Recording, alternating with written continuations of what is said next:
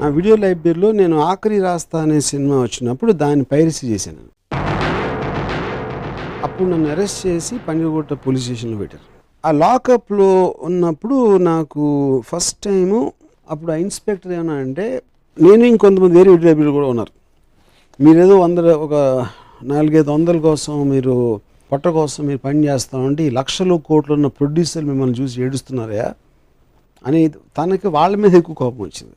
ఎందుకు?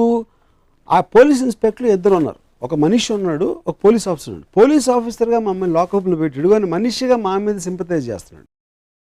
తన ఉద్దేశంలో వీళ్ళు బ్లాక్ మనీ అంతా వెనకేసుకుని లక్షల కోట్లు గడించేసి చిన్న చిన్న డబ్బులు వీళ్ళ కోసం ఇంత పెద్ద చేస్తారా అనేది తన ఫీలింగ్. అప్పుడు మాకు ఒక సలహా ఇచ్చాడు. అంటే నేను కూడా ఉన్నాను కాబట్టి నా ఎగ్జాంపుల్ చెప్తాను. నీ దగ్గర 800 క్యాసెట్లు నేను తీసుకున్నాను, నువ్వు పాత ఇరిగిపోయినవి అన్నీ ఉంటే అది పెట్టి, ఎందుకంటే నంబర్ మార్చలేను, కేసు ఆల్రెడీ నేను పెట్టేశాను.